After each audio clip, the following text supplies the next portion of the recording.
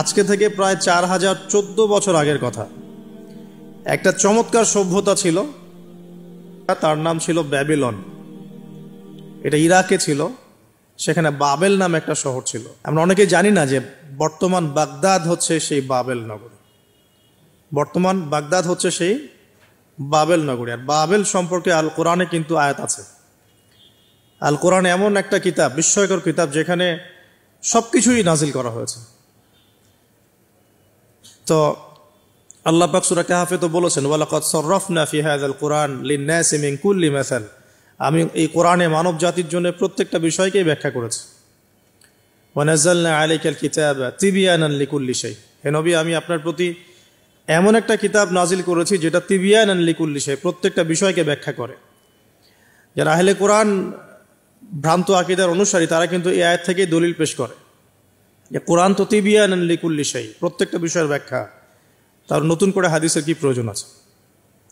এটা আমাদের আলোচনার টপিক না, আমরা ওদিকে যাচ্ছি না। তো আল্লাহ পাক কোরআনে কিন্তু বাবেল নগরীর কথা বলেছেন। সূরাতুল বাকারার 101-2 আয়াতগুলোতে আছে। এই বাবেল নগরী তৎকালীন সময়ে জাদুবিদ্যার একটা আকড়া ছিল আর কি। এর আগে আমরা জানি সুলাইমান আলাইহিস সালামের সময় ওই হারুত আর মারুত দুজন ফেরেশতাকে দিয়ে মানুষকে পরীক্ষা করা হয়েছিল। এই ঘটনাটা সূরা বাকারার 101-2 আয়াতগুলোর মধ্যে আছে, দেখে নিয়েন। আমি রেফারেন্সগুলো বলে দিলাম। এখানে এই বাবেল নগরীর কথাটা আছে, ঠিক আছে? তো এই নগরীতে প্রায় 4014 বছর আগে একটা ফুটফুটে সুন্দর শিশু জন্ম নেয়। দেখতে খুবই সুন্দর, অমায়িক, দেখলেই মানে মন কেড়ে নেয়ার মতো সুন্দর। এমন কিছু বাচ্চা থাকে কিন্তু দেখলে আদর করতে ইচ্ছা করে, মন কেড়ে নেয়ার মতো, ইউনিক, সবার চেয়ে আলাদা। এবং জন্ম নিয়েছে সে এমন একটা পরিবারে, যেই পরিবার তৎকালীন সময়কার যে জালেম শাসক নমরুদ, তার প্রধান পুরোহিত, তার নাম আজার। তৎকালীন বাবেলের শাসনকর্তার নাম হচ্ছে নমরুদ এবং তার প্রধান পুরোহিতের নাম আজার। তার ঘরেই জন্ম নিয়েছেন এই তাওহীদের শেকর ইব্রাহিম আলাইহিস সালাম। আল্লাহ পাকের কি মানে, আল্লাহ পাক কি না করতে পারেন। যেখানেই আবু জেহেল সেখানেই মুহাম্মদ সাল্লাল্লাহু আলাইহি ওয়াসাল্লামের জন্ম হয়। যেখানেই নমরুদ সেখানেই ইব্রাহিমের মতো মানুষ আসেন। যেখানেই ফেরাউন সেখানে আবার মূসা আসেন। মূসাকে আল্লাহ রাব্বুল আলামিন ফেরাউনের ঘরেই মানুষ করলেন। ইব্রাহিম আলাইহিস সালামকে আল্লাহ পাক আজারের ঘরেই মানুষ করলেন। আজকেও আমরা দেখি এরকম সিটি অফ আখিরুজ্জামানে কিছু কিছু দিনী বোন চেহারা না দেখানোর জন্য আন্দোলন করছে। চিন্তা করতে পারেন, যেখানে যত বেশি জাহেলিয়াত সেখানে তত পাক্কা মুসল্লি জন্ম নেবে, মুমিন জন্ম নেবে ইনশাআল্লাহ। যেখানে যত বেশি জাহেলিয়াত সেখানে তত শক্তিশালী মুমিনদের জন্ম হবে ইনশাআল্লাহ। তো এখন তৎকালীন নমরুদ যে সভ্যতার অধিবাসী ছিল, এই সভ্যতাটাকে আমরা বলি কালাডীয় সভ্যতা। এটাকে কালাদীয় সভ্যতা বলা হয়। এটা মূলত জাদুর জন্য একটু বিখ্যাত ছিল, যেটা রেফারেন্স আমি দিলাম সুলাইমান আলাইহিস সালামের যুগ থেকে। এখানে আজারের ঘরে জন্ম নিয়েছেন আমাদের নবীগণের পিতা, মুসলিম জাতির পিতা ইব্রাহিম আলাইহিস সালাম। সুবহানাল্লাহ। বলা বাহুল্য যে নমরুদ কিন্তু 400 বছর বেঁচে ছিল এবং 400 বছর হায়াত পাওয়ার পরে সে মনে করছিল যে সে কখনো মারা যাবে না। এরপরেই সে নিজেকে খোদা দাবি করা শুরু করেছে আর কি। এই বাচ্চা ছেলেটা বড় হতে লাগলো। যারা সমাজকে পরিবর্তন করে তারা কিন্তু সমাজের স্রোতে গা ভাসায় না। নবী সাল্লাল্লাহু আলাইহি ওয়াসাল্লামের জন্মটা একটু মিলাই এটার সাথে। আমাদের নবীও ঠিক এরকমই একটা সমাজে জন্ম নিয়েছেন। ইব্রাহিম আলাইহিস সালাম যেমন জন্ম নিয়েছেন শিরকে ভরা সমাজে, চতুর্দিকে মূর্তি পূজা হচ্ছে, ইভেন তার বাসায় তার বাবা হচ্ছে মূর্তি পূজারীদের সর্দার, তার ঘরে তিনি জন্ম নিয়েছেন। ঠিক তেমনি রাসূল সাল্লাল্লাহু আলাইহি ওয়াসাল্লাম যে মক্কায় জন্ম নিয়েছেন, সেই মক্কা ছিল শিরকের আকড়া। সেখানে লাত, উজ্জা, হুবল, মানাতের পূজা হতো। সুদ ছিল, জিনা ছিল, ব্যভিচার ছিল, মাদক ছিল, গোত্রীয় হানাহানি ছিল, নারীর অবমাননা ছিল। এরকম আইয়ামে জাহিলিয়াতেও নবী সাল্লাল্লাহু আলাইহি ওয়াসাল্লাম জন্ম নিয়েছেন।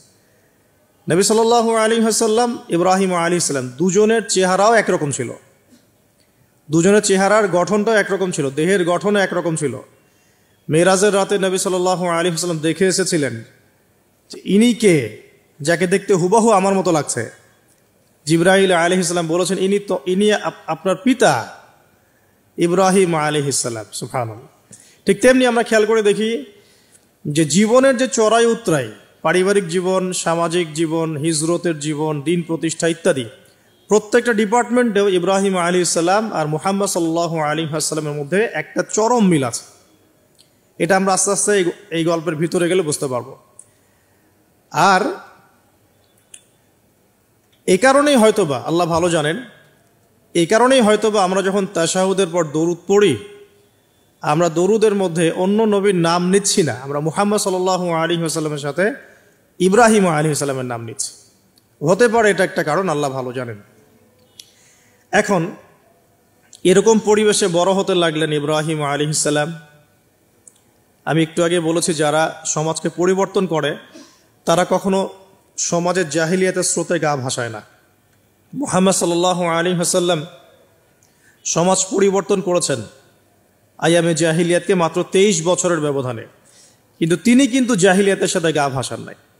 তিনি কখনো সুদ খাননি, তিনি কখনো মূর্তি পূজা করেন নাই, তিনি কখনো কোনো অন্যায় গুনাহ করেন নাই, তিনি কখনো মাদকদ্রব্যের কাছেও যান নাই, কিন্তু সমাজটা ছিল এগুলোতে নিমজ্জিত। ঠিক ইব্রাহিম আলাইহিস সালামের ক্ষেত্রেও সেম, তিনি একজন প্রধান পুরোহিতের ঘরে জন্ম নিয়েও কখনো মূর্তির ধার কাছে যান নাই।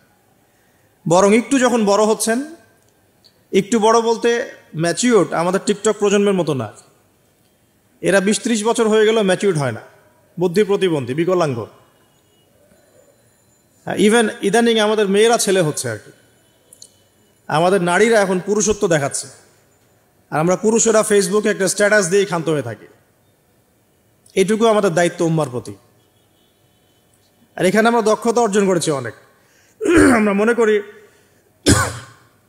আমরা সবাই কিবোর্ড মুজাহিদ, আমরা এটা মনে করি, এটাই যুদ্ধ, এটাই জিহাদ। আর নারীরা মাঠে যুদ্ধ করছে এখন সম্ভ্রমের জন্য, অধিকারের জন্য ইত্যাদি। ফ্যামিলিস্ট রেভলিউশনের দিকে তাকালেও তাই দেখা যায়। ছেলেরা এখন বেকার হয়ে যাচ্ছে, কিন্তু মেয়েরা স্বাবলম্বী হচ্ছে। তারা দিনদার নয়, এই মেয়েগুলো দিনদার নয়, কিন্তু জীবনে প্রতিষ্ঠিত হওয়ার জন্য লড়ছে, চ্যালেঞ্জ গ্রহণ করেছে। আর এটা ছেলেদের উচিত ছিল। তা আজারের ঘরে জন্ম নেওয়া সেই ইব্রাহিম কিন্তু চ্যালেঞ্জ গ্রহণকারী একটা ছেলে। সে এখন তার পিতাকে বলছে, কি বলছেন আমরা একটু কোরআনের ভাষা শুনি। আল্লাহ রাব্বুল আলামিন বলেছেন, সূরা মারিয়ামের মধ্যে এসেছে ঘটনাটা 41 থেকে 45 নম্বর আয়াতের মধ্যে। আল্লাহ পাক বলছেন, ওয়াজকুর ফিল কিতাবি ইব্রাহিম বা'দা আউযু বিল্লাহি মিনাশ শাইতানির রাজীম। হে নবী মুহাম্মদ সাল্লাল্লাহু আলাইহি ওয়াসাল্লাম, আপনি এই কিতাবে ইব্রাহিমের ঘটনা বর্ণনা করুন। ইয ক্বালা লিআবিহি, যখন ইব্রাহিম তার বাবাকে বললেন, তার বাবা মানে আজারকে বললেন, ইয়া আবাতি, হে আমার বাবা, লিমা তা'বুদু, তুমি কেন ইবাদত করো এমন সত্তার, মা লা ইয়াসমাউ, যে শুনতে পারে না, ওয়ালা ইউবসিরু, দেখতেও পারে না, ওয়ালা ইউগনি আনকা শাইআ, তোমার কোনো উপকার করতে পারে না। একটা ছেলে যার বয়স হবে 15 থেকে 20, হয়তো বা হাইয়েস্ট, তার কাছে কি এমন জ্ঞান আসলো যে সে তার বাবাকে এখন চ্যালেঞ্জ করছে। তার জ্ঞানতাত্ত্বিক যুদ্ধ শুরু হলো, আদর্শিক যুদ্ধ শুরু হলো বাবার সাথে। হে আমার বাবা, আপনি কেন এমন সত্তার ইবাদত করছেন যে শুনতেও পারে না, অসারতা দেখিয়ে দেওয়া হচ্ছে চোখে আঙ্গুল দিয়ে, দেখতেও পারে না, আপনার তো কোনো উপকারও করতে পারে না, কোনো ক্ষতিও করতে পারে না।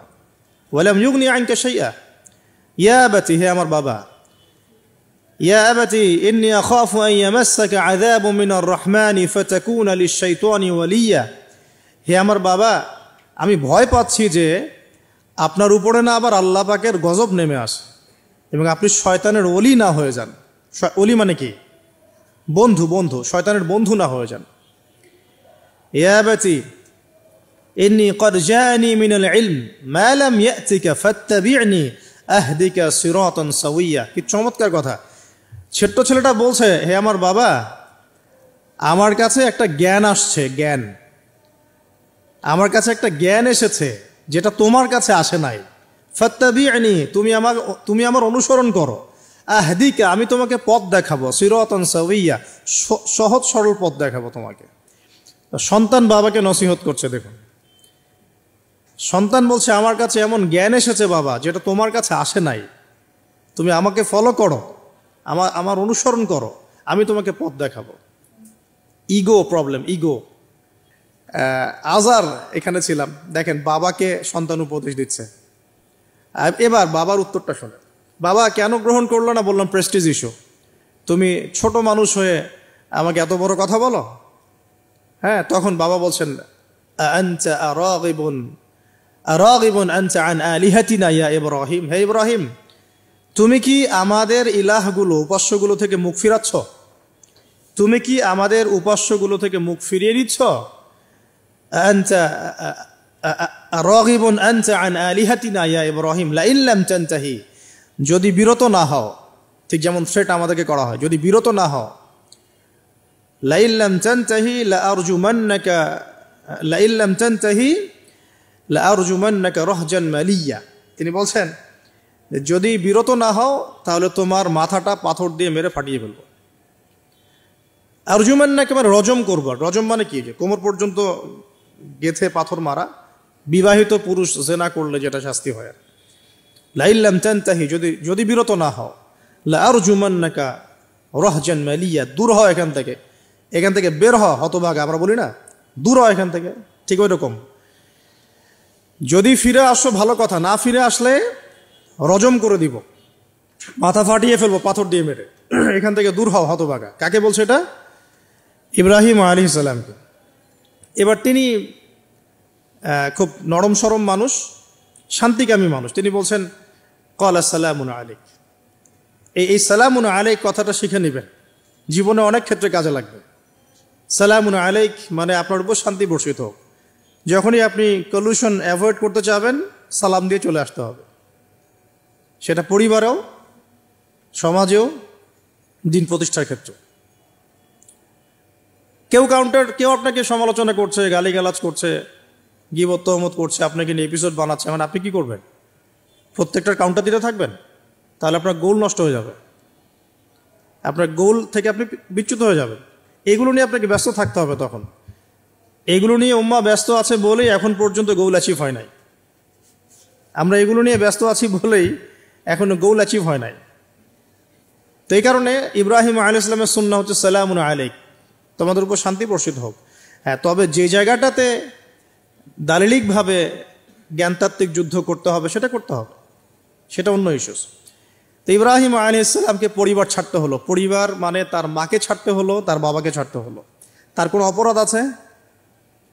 ইব্রাহিম আলাইহিস সালামের কোনো অপরাধ আছে? না। এখন আমরা তো অনেক সময় মনে করি আমি তো নিরপরাধ, নির্দোষ, তাহলে আমার উপরেই কেন এরকম হচ্ছে? ইব্রাহিম আলাইহিস সালামের কোনো অপরাধ আছে? নাই। তাকে ঘর ছাড়তে হলো, বাড়ি ছাড়তে হলো, তার বাবা তাকে বের করে দিলেন।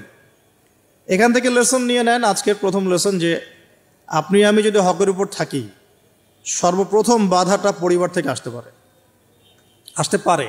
কারণ সবার পরিবার একরকম না। এখনকার মেজরিটি সংখ্যক পরিবারগুলোই জাহেল, একদম জাহেল, বস্তুবাদী, জানোয়ারের মতো। মানে খাও দাও, সেক্সুয়াল সম্পর্ক, বিয়ে শাদী, সন্তান, এর বাইরে কিচ্ছু চিন্তা করতে পারে না। দুনিয়া আর দুনিয়া, এর বাইরে কিচ্ছু চিন্তা করতে পারে না। ইল্লা মাশা আল্লাহ, কিছু পরিবার আছে এর বাইরে, তাদের কথা আলাদা। সবাই তো আর ছোটবেলা থেকে আধ্যাত্মিক পরিবার পায় নাই, দিনই পরিবার পান নাই।